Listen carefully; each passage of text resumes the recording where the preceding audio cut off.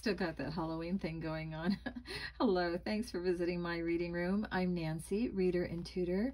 I'm also a small business owner for West Coast Polar Ice, Italian Ice, and Frozen Specialties. You may have seen me down at the pier on weekends and throughout the summer. You can visit my Instagram page, Icy Scoops, or my Facebook page, West Coast Polar Ice. I'm a big fan of reading aloud on a regular basis. I believe that our country needs strong, fluent readers with great critical thinking skills now more than ever. And my mission is to help to build a love for reading cover to cover, one book at a time. If you enjoy my channel, please like, share, and subscribe, and I thank you here and now for any and all donations. God bless America. I'm going to continue in the Goosebumps book. We're just about done. I ran out of juice last night. That's why I had to I had to cut it short, but we're on chapter 27, so let's begin. We huddled close together as we made our way across the basement floor. Pale light from a street lamp floated in through the open trap door. Across the room, I heard the steady drip, drip, drip I'd heard before. The large cartons stood just where Chuck and I had left them. 3 or 4 of them were still open. Well, here we are, Carly Beth murmured. Her words sounded hollow, echoing softly against the stone basement walls. Her eyes darted around the room, then stopped on me. Now what? I shrugged. Search through the cartons, maybe. I don't know. I stepped over to the nearest one and peered inside. This one has all the masks, I told her. I picked up a monster mask covered in bristly fur. Yuck, Carly Beth groaned. Put it down. We don't need another mask. I dropped the mask back into the carton. It made a soft plop as it landed on the other masks. I don't know what we need, I said, but maybe we can find something. Look at these, Carly Beth cried. She had pulled open another carton. She held up some kind of jumpsuit. It had a long, pointy tail on the back. What's that? I demanded, stepping around 2 cartons to get to her. A costume, she replied. She leaned into the carton and pulled out another one. A pair of furry tights covered with leopard spots. The box is filled with costumes. Big deal, I crumbled. That's not going to help me. I sighed. Nothing is going to help me. Carly Beth didn't seem to hear me. She leaned over the edge of the box and pulled out another costume. She held it up in front of her. A shiny black suit. Very fancy, like a tuxedo. As I stared at it, my face began to tingle. Put it down, I said gloomily. We need to find... Oh, yuck, Carly Beth cried. This suit, it's crawling with spiders. Huh? I gasped. My face tingled harder. I heard a loud buzzing in my ear. The tingle became an itch. Hey, I'll bet this is the costume that goes with your mask, Carly Beth declared. She carried it up over me. See? Spiders and more spiders. I scratched my itching cheeks. The itch was quickly becoming painful. I scratched harder. Get it away from me. It makes me itch, I cried. Carly Beth ignored my plea. She held the shiny black suit up in front of me, beneath my itching, burning face. See? You have the head, and this is the body that goes with it, she said, holding it against me, admiring it. Put it away, I shrieked. My face, it's burning. Ow! I slapped frantically at my cheeks, my forehead, my chin. Ow! I howled. I feel so weird. What is happening to me? Chapter 28. It's burning hot, I shrieked. Ow! What is happening? I grabbed the sides of my face, trying to soothe away the burning pain. As I gripped my cheeks, the face began to slide under my hands. I felt it begin to rise, up, up. I pulled my hands away as the old man's head slid over my head, lifted off, floated up. Cool air greeted my cheeks. I took a deep breath of the cold, fresh air. The craggy old head hovered above me for a moment. Then it floated toward the shiny black suit in Carly Beth's hand. The head floated down onto the collar of the suit. Carly Beth let out a startled cry as the suit's arms thrashed out. The trouser legs kicked. The suit twitched and squirmed as if trying to break free. Carly Beth let go of it and jumped back. A smile spread over the ugly old face. The suit legs lowered themselves to the floor. The old man performed a little dance, arms flapping, trouser legs hopping. And then he turned away from us. The head attached to the suit, the trouser legs bent at the knees. He shuffled towards the steps. Carly Beth and I both cried out in shock as the old man climbed up the steps and disappeared out the trap door. We stood there, eyes bulging, mouths wide open. We stared at the opening at the top of the stairs, stared in silence, stared in amazement, and then we both began to laugh. We fell on each other, laughing till tears rolled down our cheeks. I laughed louder and harder than I had ever laughed because I was laughing in my voice, laughing with my face, my real face. The old man's face found its body and escaped, and now I was me again. This had to be the best Halloween ever. I had never been so happy in all my life just to have things normal. Carly Beth and I danced down the street as we made our way home. We sang at the top of our lungs, sang and twirled around each other, and danced and strutted down the middle of the street. We were both so happy. We were half a block from my house when the creature leaped out from behind a hedge. It opened its jaws in a broken-toothed roar. Carly Beth and I grabbed each other and uttered shrill cries of terror. The creature had bright purple skin that glowed in the light from the street lamp, fiery red eyes, a mouth full of broken, rotting teeth, and a fat brown worm poking out from the middle of its cheek. Huh? I stared at the worm as it bobbed from the creature's skin, stared at the frightening purple face, and recognized it. "Chuck!" I cried. He let out a hoarse laugh from behind the mask. "I gotcha," he bellowed. "I got both of you. You should have seen the looks on your faces. Chuck, I've been waiting here, waiting to surprise you," he rasped. The disgusting worm bobbed up and down in his cheek as he talked. "You didn't see me grab this mask when I ran out the store basement," he growled. "I kept it a secret. I wanted to give you a good scare." "You scared me to death," Carly Beth admitted, giving him a playful shove. "Now take off the mask and let's go to my house." I have a problem," Chuck replied, lowering his voice. "Problem?" Chuck nodded. "I'm having a little trouble getting this mask off. Think you guys could help me?" Add more goosebumps to your collection. The Headless Ghost. We're going to continue on into the next little story here. The Headless Ghost. As we followed him through the upstairs room, Otto told us how Captain Bell haunted the house for about 100 years. People who moved into Hill House tried all kinds of ways to get rid of the ghost, but it was determined to stay. Then Otto told everyone about the boy finding the ghost and getting his head chopped off. The ghost of the sea captain vanished. The headless ghost of the boy continued to haunt the house, but that wasn't the end of it. Into the long, dark hallway now, torches darting and flickering along the walls. Tragedy continued to haunt Hill House. Otto continued. Shortly after young Andrew Craw's death, his 12-year-old sister Hannah went mad. "Let's go to her room next." He led us down the hall to Hannah's room. Stephanie loves Hannah's room. Hannah collected porcelain dolls, and she had hundreds of them, all with the same long yellow hair, painted rosy cheeks, and blue-tinted eyelids. After her brother was killed, Hannah went crazy.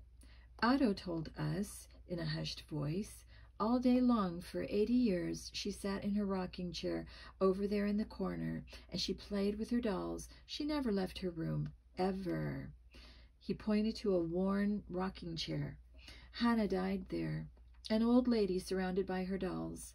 The floorboards creaked under him as Otto crossed the room. Setting the lantern down, he lowered his big body into the rocking chair. The chair made a cracking sound. I always think Otto is going to crush it. He started to rock slowly. The chair groaned with each move. We all watched him in silence. "Some people swear that poor Hannah is still here," he said softly. "They say they've seen a young girl sitting in this chair, combing a doll's hair."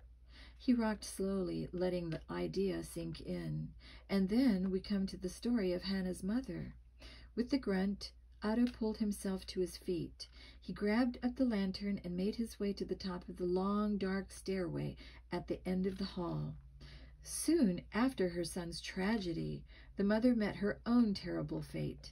She was on her way down these stairs one night when she tripped and fell to her death. Otto gazed down the stairs and shook his head sadly. He does this every time, as I said. Stephanie and I know his every move. But we hadn't come here tonight to watch Otto perform. I knew that sooner or later Stephanie would want to get going. So I started glancing around to see if it was a good time for us to sneak away from the others. And that's when I saw the strange kid watching us. I didn't see him when we first came in. In fact, I'm sure he wasn't there when the tour started. I had counted 9 people, no kids. The boy was about our age, with wavy blonde hair and pale skin, very pale skin. He was wearing black jeans and a black turtleneck that made his face look even whiter. I edged over to Stephanie. She was hanging back from the group. "You ready?" she whispered. Otto had started back down the stairs. If we were going to sneak away from the tour, now was the time. But I could see that the weird kid still staring at us. He was staring hard. He was giving me the creeps. "We can't go. Someone's watching us," I whispered to Stephanie. "Who?" "That weird kid over there," I motioned with my eyes. He was still staring at us. He didn't even try to be polite and turn away when we caught him. Why was he watching us like that? What was his problem? Something told me we should wait. Something told me not to hide from the others just yet. But Stephanie had other ideas. "Forget him," she said. "He's nobody." She grabbed my arm and tugged. "Let's go." We pressed against the cold wall of the hallway and watched the others follow Otto down the stairs. I held my breath until I heard the last footsteps leave the stairway. We were alone now, alone in the long, dark hall. I turned to Stephanie. I could barely see her face. "Now what?" I asked. "Now we do some exploring on our own," Stephanie declared, rubbing her hands together. "This is so exciting." I gazed down the long hallway. I didn't feel real excited. I was actually kind of scared. I heard a low groan from a room across the hall. The ceiling creaked above our heads. The wind rattled the windows in the room we had just come from. "Steph, are you sure?" I started, but she was already hurrying down the hall, walking on tiptoes to keep the floors from squeaking. "Come on, Dwayne, let's search for the ghost's head," she whispered back to me, her dark hair flying behind her. "Who knows, we might find it." "Yeah, sure," I rolled my eyes. I didn't think the chances were too good. How do you find a 100-year-old head? And what if you do find it? Yuck. What would it look like? Just a skull. I followed Stephanie down the hall, but I really didn't want to be there. I like haunting the neighborhood and scaring other people. I don't like scaring myself. Stephanie led the way into a bedroom we had seen on other tours. It was called the Green Room because the wallpaper was decorated with green vines. Tangle after tangle of green vines, up and down the walls and across the ceiling, too. Now, could anyone sleep? How could anyone sleep in here? I wondered. It was like being trapped in a thick jungle. We both stopped inside the doorway and stared at the tangles of vines on all sides of us. Stephanie and I called the Green Room by another name, the Scratching Room. Otto once told us that something terrible happened here 60 years ago. The 2 guests who stayed in the room woke up with a disgusting purple rash. The rash started on their hands and arms. It spread to their faces. Then it spread all over their entire bodies. Big purple sores that itched like crazy. Doctors from all over the world were called to study the rash. They couldn't figure out what it was. And they couldn't figure out how to cure it. Something in the Green Room caused the rash. But no one ever figured out what it was. That's the story Otto and the other guides tell. It might be true. All the weird, scary stories Otto tells might be true. Who knows? Come on, Dwayne, Stephanie prodded. Let's look for the head. We don't have much time before Otto sees that we're missing. She trotted across the room and dove under the bed. Steph, please, I started. I stepped carefully over to the low wooden dresser in the corner. We're not going to find a ghost's head in here. Let's go, I pleaded. She couldn't hear me. She had climbed under the bed. Steph? After a few seconds, she backed out.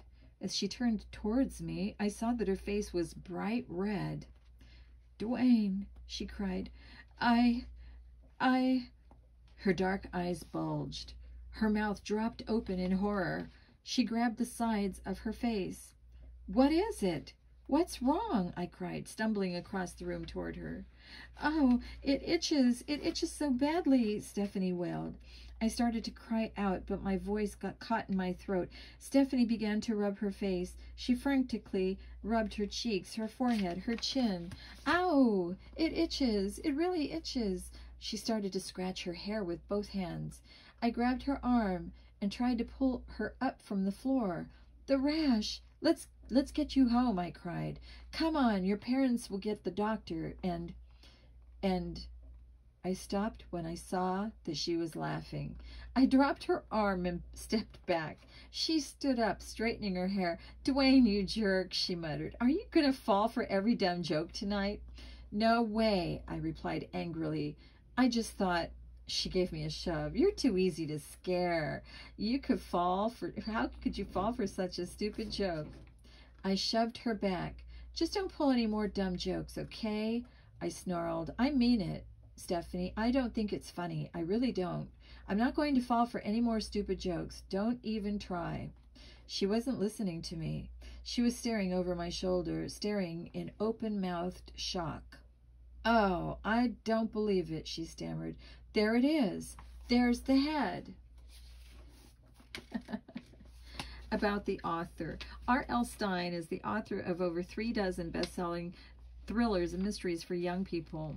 Recent titles for teenagers include I Saw You That Night, Call Waiting, Halloween Night 2, The Dead Girlfriend, and The Babysitter 4, all published by Scholastic. He's also the author of the Fear Street series. Bob lives in New York with his wife, Jane, and 15-year-old son, Matt. And I hope you all enjoyed that this evening. Let's have a little something to send you off. And stay tuned for the next one. Dr. Jekyll and Mr. Hyde.